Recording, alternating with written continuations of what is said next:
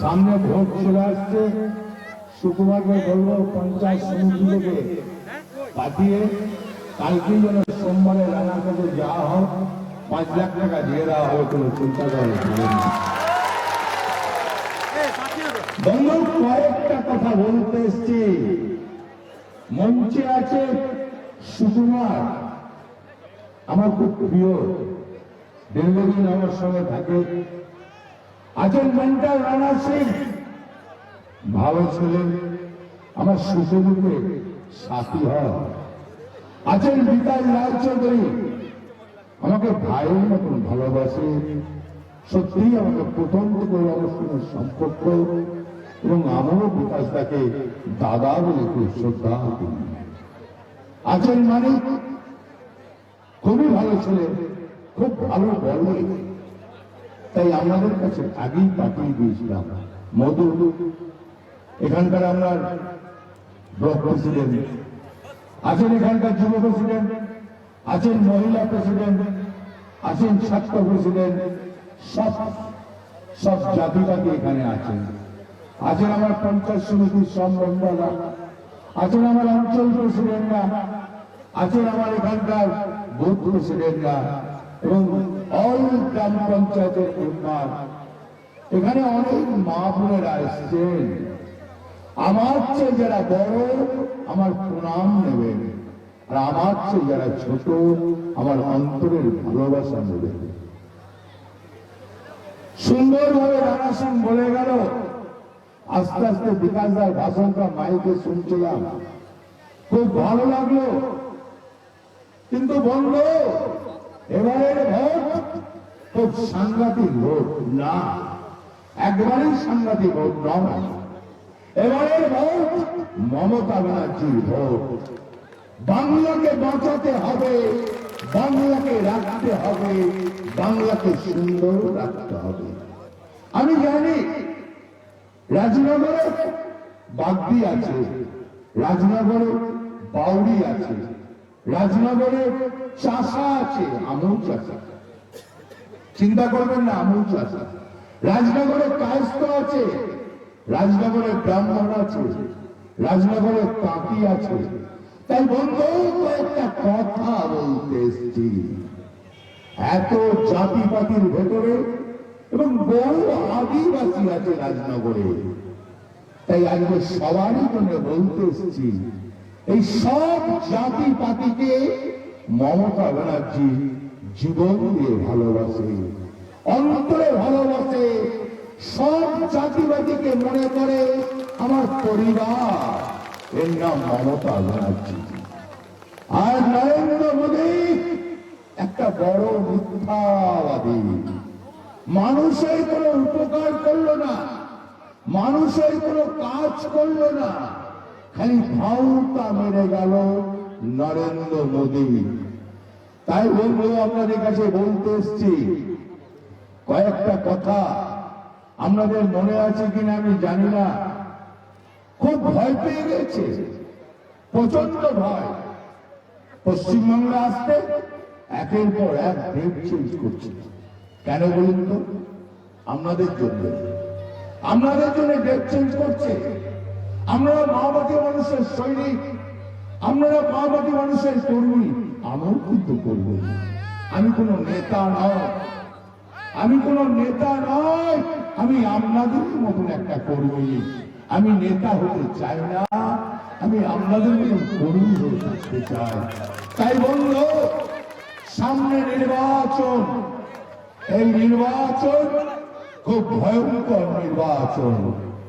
আমরা বলছি না, বিজেপি বলছে, সাধারণ মানুষ বলছে না, বিজেপির কংগ্রেসরা বলছে। আমরা মনে করি তোমাদের জালে আমরা পা দেব না। তোমরা যে ধান্দাবাজ, তোমরা যে বেঈমান, তোমরা মিথ্যাবাদী নরেন্দ্র মোদী, তোমার মতো জালিয়াতি লোক আমি দেখি নাই এই ভারতবর্ষে। কি বলেছিলে 14তে? তুমি 14 কি কি কথা বলেছিলে? তুমি তো একটা কথাও রাখো না, তুমি তো কোনো মানুষের উপকার করো না। তুমি 14তে বলেছিলে 15 লক্ষ টাকা দেবো, 2 কোটি করে চাকরি দেবো, কৃষকদের পাশে থাকবো, কৃষকদের ভর্তুকি দেবো, আদিবাসীদের পাশে থাকবো, সংখ্যালঘুর সঙ্গে ঝগড়া হবে না, আমি সংখ্যালঘু হিন্দু করব না। তুমি 14 সালের আসার পর দেখা গেল তুমি প্রথমে সংখ্যালঘু আর হিন্দু করলে, আর কি করলে? তুমি আদিবাসীদের মেরে তুলে দিলে। কোথা থেকে তুললে? গুজরাটের জঙ্গল থেকে তুলে দিলে। জঙ্গল তুমি কাকে বিক্রি করলে? আদানিকে। তুমি আদানি আর আদবানি ছাড়া কাউকে চেনো না। তুমি ভারতবর্ষে দুজনাকে চেনো, আদানি আর আদবানি, তাছাড়া তুমি কাকু চেনো না। তুমি যে মানুষকে ভালোবাসো না, তুমি নিজেকে ভালোবাসো, তুমি নিজেকে খুব ভালো করে চিন্তা করো। আর মামাটি মানুষের মুখ্যমন্ত্রী মমতা ব্যানার্জি মানুষকে ভালোবাসে, সব জাতিকে ভালোবাসে, সব শ্রেণীকে ভালোবাসে। তোমার মতো তো বিবাহ খারাপ নয়। সে বাংলাটাকে ভালোবাসে, সে বাংলার মানুষের কথা চিন্তা করে, খেটে খাওয়া মানুষের কথা চিন্তা করে, দিন মজুরের কথা চিন্তা করে, কৃষকের কথা চিন্তা করে, বেকার ছেলে মেয়েদের কথা চিন্তা করে, আদিবাসীদের কথা চিন্তা করে, সংখ্যালঘুর কথা চিন্তা করে, হারি ভাগ্যি ডন বাউরি, সদ্য ব্রাহ্মণ তাতে সব শ্রেণীর জন্য মমতা ব্যানার্জি চিন্তা করে। আর তুমি খালি একজনের কথা চিন্তা করো, গুজরাট বাসী। তুমি ভারতবর্ষে আর কাউকে চেনো না, তুমি গুজরাটি ছাড়া কাউকে চেনো না। যদি বলেন কেন এই কথা বলছে, আপনারা নাম শুনেছিলেন নীরব মোদী? নিশ্চয়ই আমরা শুনেছেন। সে কে? হাতে খায় না মাথায় রাখে? নিশ্চয়ই নরেন্দ্র মোদী। তোমার বোধহয় আত্মীয় হয় না? তোমার কি আত্মীয় না বন্ধু? তুমি কেন বলছো না? তুমি ভারতবর্ষে দাঁড়িয়ে কেন বলছো না শেষে বেশি টাকা চুরি করে নাই? 14,000 কোটি টাকা ভারতের নিয়ে চলে গেল, তুমি তো কিছু করলে না। তুমি তাকে ধরে আনলে না। তুমি 19-এ বললে আমি ওদের ধরে আনবো। কজন? 65 জন। তারা কোথায়? বিদেশে পালিয়ে গেছে। টাকার সংখ্যা কত? 2,00,000 কোটি টাকা। কার টাকা? তোমার বাবার টাকা তো নয়, আমার টাকা, আপনার টাকা, সাধারণ মানুষের টাকা। তুমি তাদের ধরে আনছো না। তারা ভারতবর্ষটাকে শেষ করে দিল। তারা আমার তোমার টাকা নিয়ে চলে গেল। আজ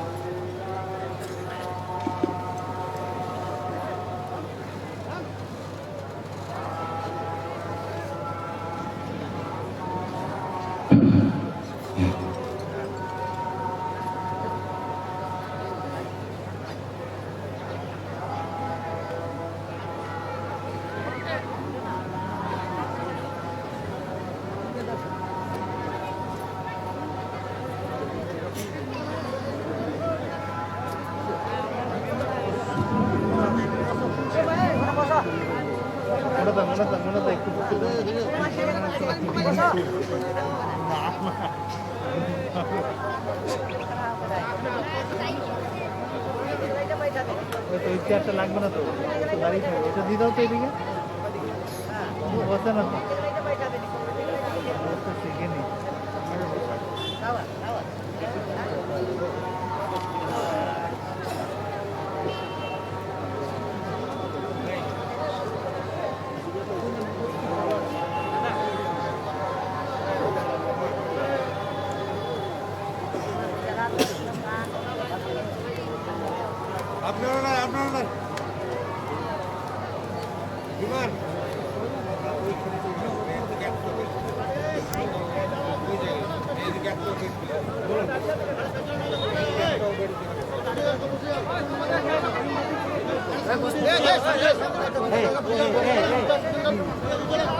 বললো কেউ?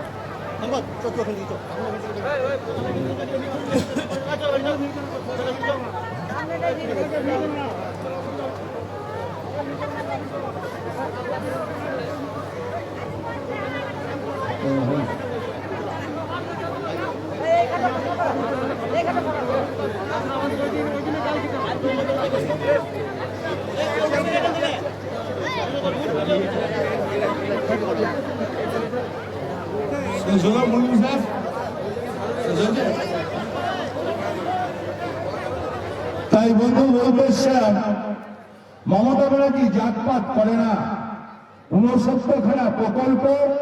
আচ্ছা, একজনা দাঁড়িয়ে বলো কোন বিজেপির সমর্থন থাকলে যে হ্যাঁ মমতা ব্যানার্জি না থাকলেও 69খানা প্রকল্প আমরা রাখবে নরেন্দ্র মোদী? তুমি তো আসবে, তোমার লোকজন আসছে, সবাই হিন্দিভাষী আসছে, তারা কেন বলছে না যে মমতা ব্যানার্জি না থাকলেও আমরা 69টা প্রকল্প রাখবো, আমরা কন্যাশ্রী রাখবো, আমরা যুবশ্রী রাখবো, আমরা সবুজ সাথী রাখবো, আমরা খাদ্য সাথী রাখবো, আমরা স্বাস্থ্য সাথী রাখবো, আমরা জয় বাংলা রাখবো, জয় জোয়ার রাখবো, আর রূপশ্রী রাখবো। রূপশ্রী যখন দিদি 25,000 টাকা দিচ্ছে নরেন্দ্র মোদী, তুমি কেন বলতে পারছো না? কেন দিল্লি থেকে ঘোষণা করতে পারছো না যে আমি আরো 25 দেবো? তাহলে 50,000 টাকা সেই মেয়েটা পাবে তার বিয়েতে। তোমার ক্ষমতা নাই, তুমি যে কবু দাও না, তুমি খালি মিথ্যা কথা বলো। আচ্ছা, এখানে একজনা দাঁড়িয়ে বলুন তো যে আপনারা রেশন পান কিনা? রেশন কি তৃণমূলরা চুরি করে? একজনা দাঁড়িয়ে বলুন, একজন আমার বুথ প্রেসিডেন্টের নাম করে বলুন।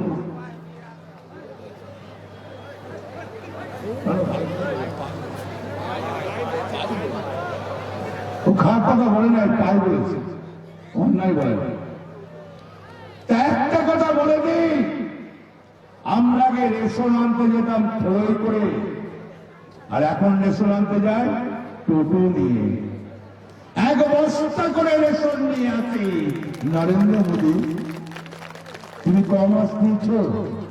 তুমি দিয়েছ 3 মাস, তুমি আজ মাত্র 3 মাস। আর মমতা ব্যানার্জি কি বললো যে আমার বাংলার কোনো মানুষ না খেয়ে থাকবে না, আমার বাংলার কোনো মানুষ উপোস করবে না। তাহলে আমার অন্তর কান্দে। আমি মমতা ব্যানার্জি, আমি সাধারণ বাড়ির মেয়ে, আমি ব্রাহ্মণ ঘরের মেয়ে, আমার কষ্ট হবে। আমার মধ্যবিত্ত ঘরের মেয়ে, আমার বাংলার মানুষ যদি খেতে না পায় আমি তো ভালো করে থাকতে পারবো না, আমার তো ঘুম হবে না। তার জন্য করে দিল জুন মাস পর্যন্ত রেশন ফ্রি। তুমি কি করলে? তুমি আবার বড় বড় কথা বলছো, তুমি আনফান সম্বন্ধে বলছো। আনফান 1,00,000 কোটি টাকা খরচ। আমি বলছি না। তোমার দিল্লি থেকে যে লোক এসছিল, যারা ইনকোয়ারি করলো, তারা বলল 1,00,000 কোটি টাকা খরচ। তুমি প্রথমবার দিলে 1,000 কোটি টাকা, পরের বার বলে তুমি 7,000 কোটি টাকা দিলে। আর তো দিলে না, লেবু ধমকা দেখিয়ে দিলে না, দিয়ে হাইকোর্টের একটা ইনকোয়ারি দিয়ে দিলে। কি চমৎকার নরেন্দ্র মোদী, তুমি মানুষের কোন উপকার করো না, তুমি মানুষের কোন পাশে থাকো। আচ্ছা নরেন্দ্র মোদী কি করেছিল গুজরাটের আদিবাসীরা? কি তাদের অন্যায়? তারা 600 বছর আগে থেকে কি 700 বছর আগে থেকে সেই জঙ্গলে থাকতো, সেই আদিবাসীগুলোকে মেরে তুলে দেওয়া হলো। কি তার অপরাধ? তুমি এখনো বললে না। আচ্ছা, চাষি কৃষকরা কি অন্যায় করলো? পাঞ্জাব, হরিয়ানা, রাজস্থান, গুজরাট, মধ্যপ্রদেশ, কর্ণাটক, অন্ধ্র, উড়িষ্যা,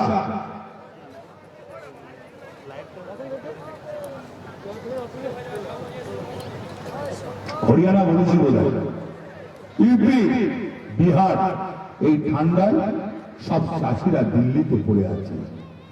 আর তুমি তুমি আরাম করে দিল্লির মসজিদে বসে আছো, তোমার তো কোনো মায়া দয়া নাই। তুমি কেন পাচ্ছ না এই চাষি আইনটাকে তুলে দিতে? কি তোমার ক্ষতি হবে? মানুষের তো উপকার হবে। তুমি তো মানুষের ভোটে প্রধানমন্ত্রী হয়েছ, তুমি তো নিজের ভোটে প্রধানমন্ত্রী হও নাই। মানুষ যা চাইছে তুমি তা করছো না কেন? তোমার কি অসুবিধা? মমতা ব্যানার্জি মানুষের জন্য করে। সুকুমার ঘরে ঘরে একটা করে কার্ড পাঠাচ্ছে বিজেপির কর্মীরা, দিয়ে বলছে একটা কার্ড রাখুন আর একটা কার্ড সই করে দিয়ে দিন, ভোটের পর চাকরি হয়ে যাবে। আচ্ছা বন্ধু, 9,70,00,000 পশ্চিমবাংলার মানুষ কত চাকরি দেবে? 4 কোটি, 5 কোটি? আগে দিচ্ছ না কেন? তুমি পশ্চিমবাংলায় তুমি 4-5 কোটি চাকরি দেবে, আর ভারতবর্ষে তোমার 8 বছর হয়ে গেল, তুমি 500 চাকরি দিলে না। কি বড়! আরে কি কাপড়! ভয়ঙ্কর তরল মিথ্যাবাদী দল, বেঈমান দল। 19-এ তুমি মিথ্যাবাদী বলে ভোট নিয়েছিলে, মানুষের কোনো উপকার করো না। নরেন্দ্র মোদী তোমার মতন বেঈমান কেউ না। মামাটি মানুষের মুখ্যমন্ত্রী মমতা ব্যানার্জি কি বলল? বলেন না, আমার বাংলার কোনো মানুষ বিনা চিকিৎসাতে মরবে না। আমি স্বাস্থ্যসাথী কার্ড করে দিলাম, 1000 কার্ডে 5 লক্ষ টাকা করে ঢুকছে, 5 বছরে 25 লাখ টাকা ঢুকবে। কই তুমি দিয়ে দাও, তুমি দাও না, তুমি দিয়ে দাও। তুমি টাকার অঙ্কটা বাড়াও না। তুমি বললো আমিও দিচ্ছি, বেশি দিতে পারছি না, আমার ভারতবর্ষের আয়তনটা অনেক বড়, তুমি 3 লাখ করে দাও।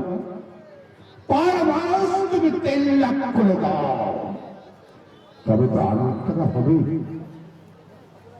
তারপর মানুষ চিন্তা ভাবনা করবে।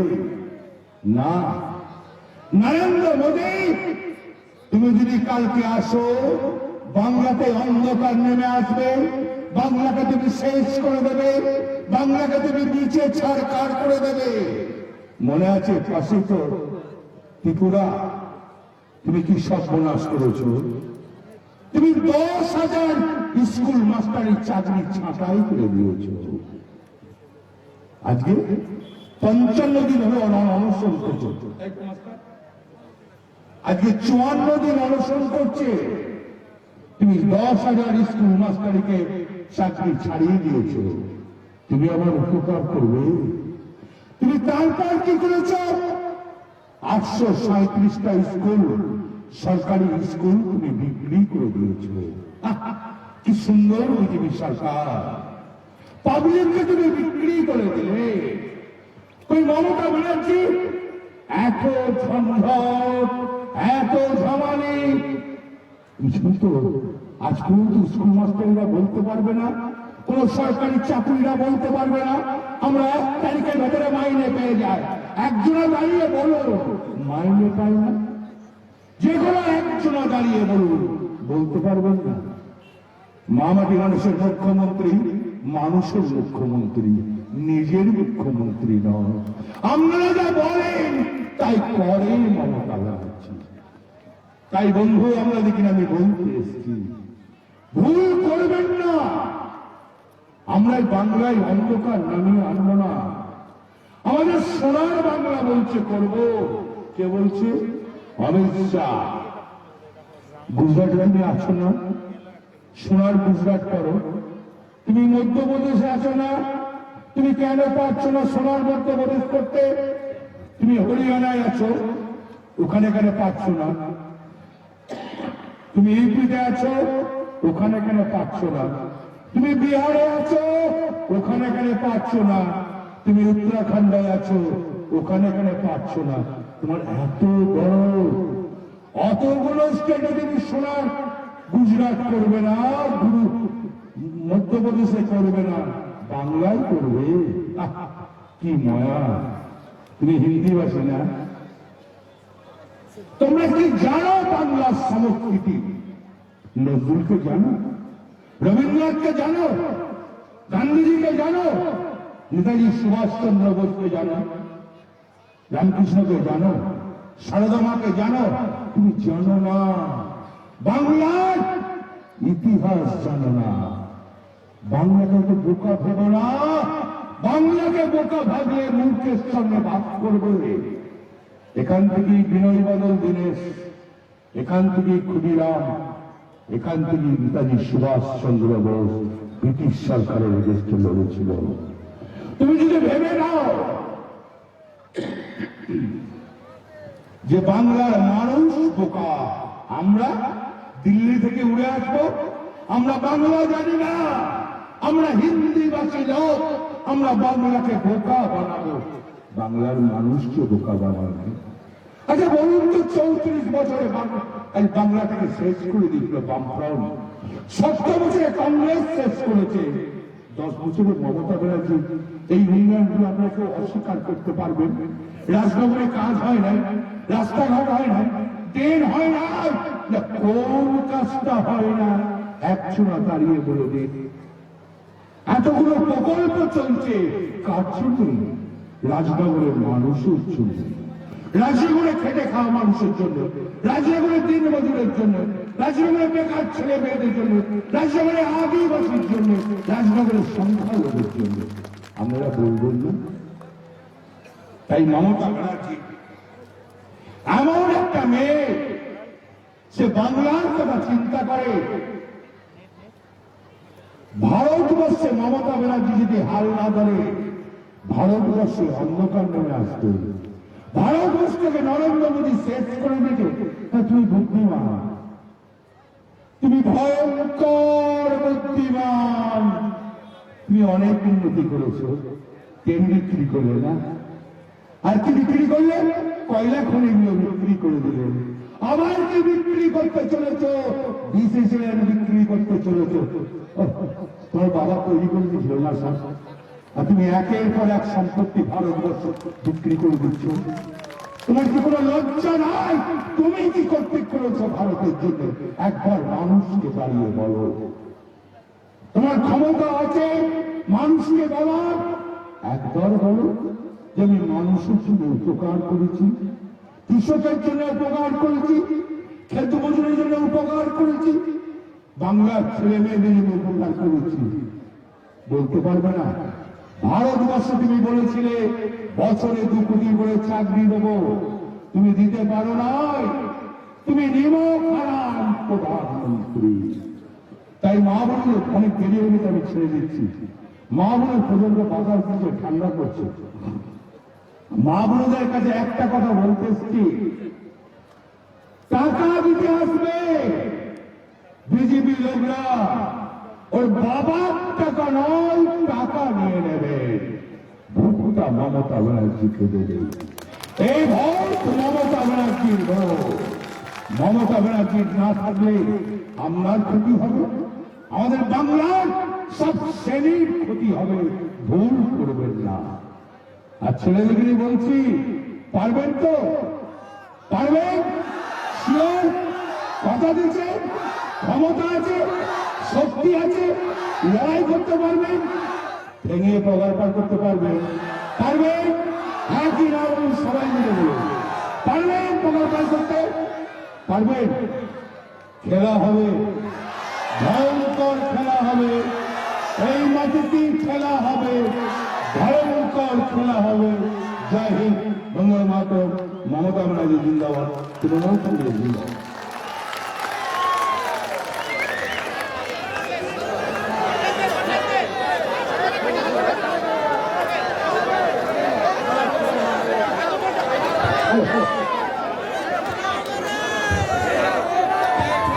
এই রানাকে রানা রানা কোনো দরকার রানা কেটে গেল রানা করে রানা কেটে গেল